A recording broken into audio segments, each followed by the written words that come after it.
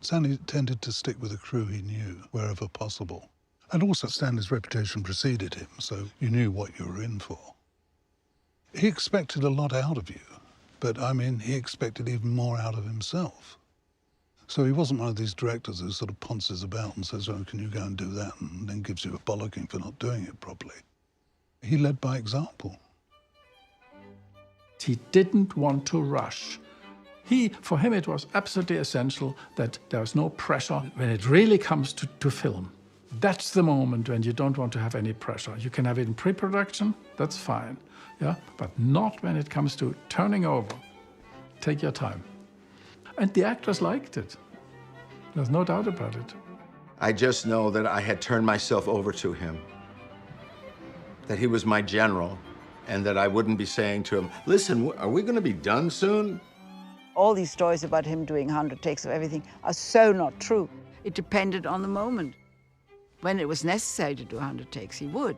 But most of the time, he sometimes took hardly any takes at all. He didn't do that many takes on Clockwork, but I heard that later, Legendary went over 100 and all this. I think that, you know, Stanley got it in his head. He was a man of theories. And unless they could be disproved quickly, you could be in an awful lot of trouble. And the theory was, the more takes you do, the more resistance you break down in the actor, that you're likely to get something fantastic around 100, 120 takes. I think I got to 50 in one take because it was a very technical thing. And I just said to him, hey, Stanley, could we go back to 1A? Because to hear take 50 is so, it just so takes the air out of it. And he looked at me and he went, no. That was it. I went, okay. Excuse me for asking. Could you stand the way you do with your gun, or simulate the gun? He'd walk around with a viewfinder and just keep putting different lenses on, and you'd run through it once, you'd run through it twice, you'd run through it 100 times, if necessary, till he found his first shot. When he was directing you and when you were doing those multiple takes, he was looking for something. You knew when he'd got it, there was a kind of an excitement from him that you felt, and you saw in his face as soon as the take that he was really happy with. There was already an image he had in his head, and he would go until he got that image. And on that dance field, we danced, which we knew inside out, because we'd done it for 2 or 3 weeks. He'd say, lovely, let's go again.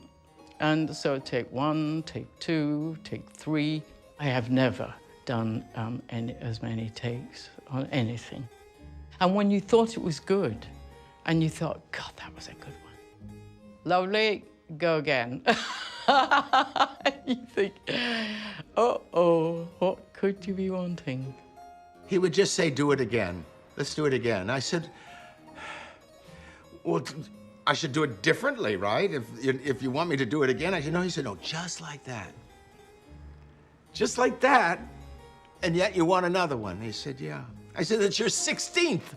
Just like that. He said of Peter Sellers, he said he will give you 50 takes if 49 are not usable. And the 50th, it can't be repeated. It's so good. And if you remember Peter in some of Stanley's movies, he's pretty breathtaking. You kind of started to just lose this idea of acting. You were just being.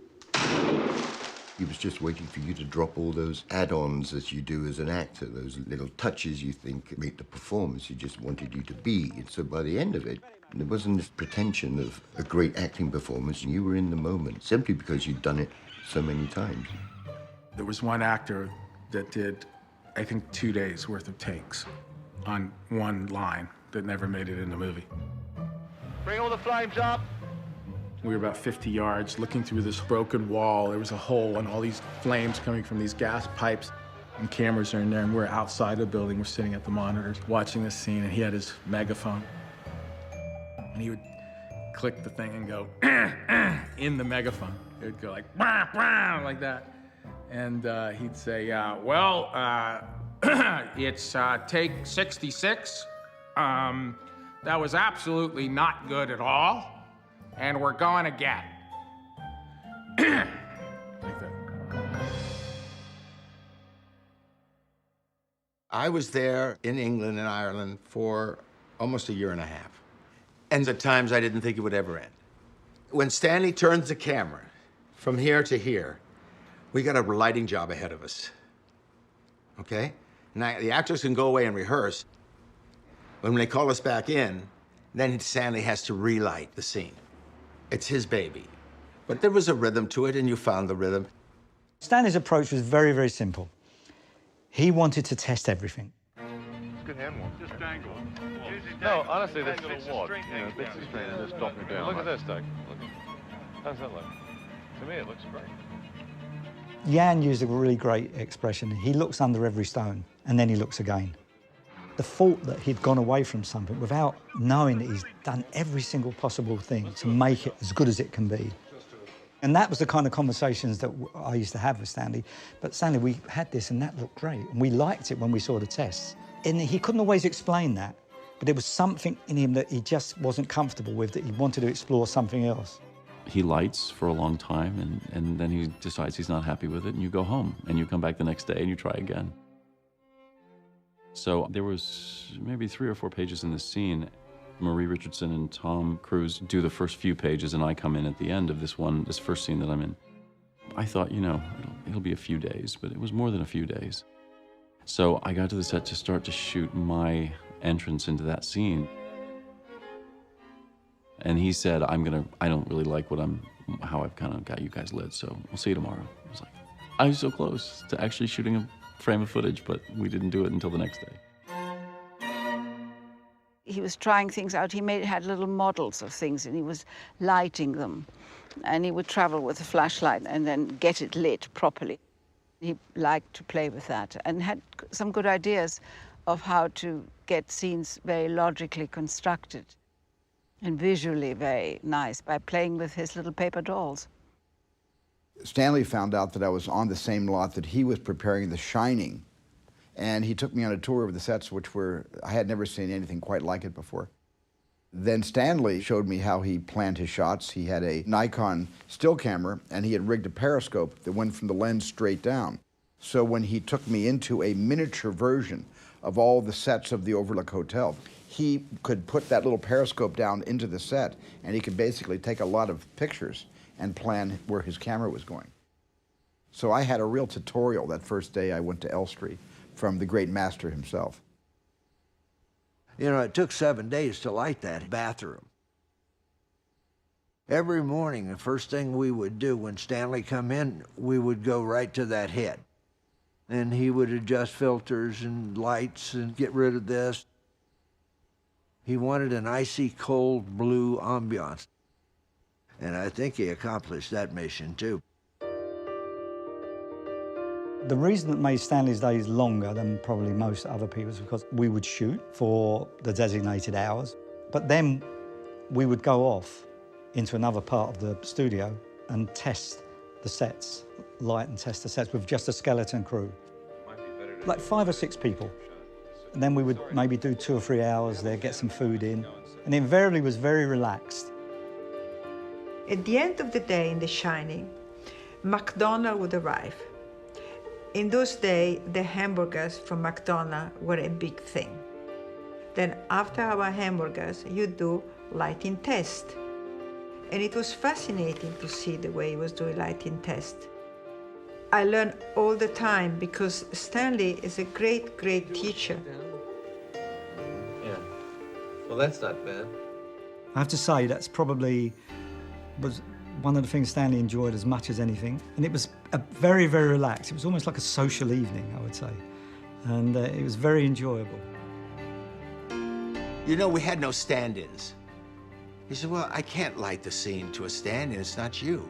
So we had to be completely dressed, coiffed, even with my sword, and do our own standing in until it's lit, which could take half a day. They touch us up, and we begin shooting. No matter how good a stand-in is, you bring them in and you light them, and it never looks right. And you say, God, it doesn't look right, it doesn't feel right, it doesn't feel right, because they're a stand-in. And the second the actor comes in, boom, there's like a spark that happens. And it's the only time you can tell if you really feel the lighting in right or not.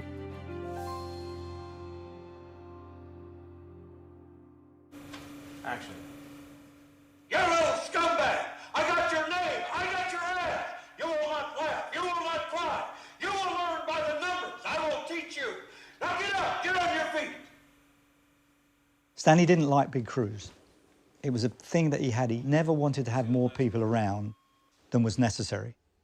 And sometimes he was 100% right, and sometimes he was wrong, and we'd have to get more people in because we didn't have enough.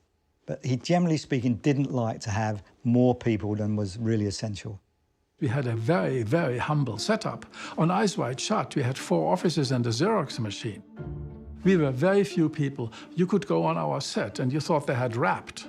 We did major scenes on Eyes Wide Shut, and we had a setup of 7 people. Very, very, very simple.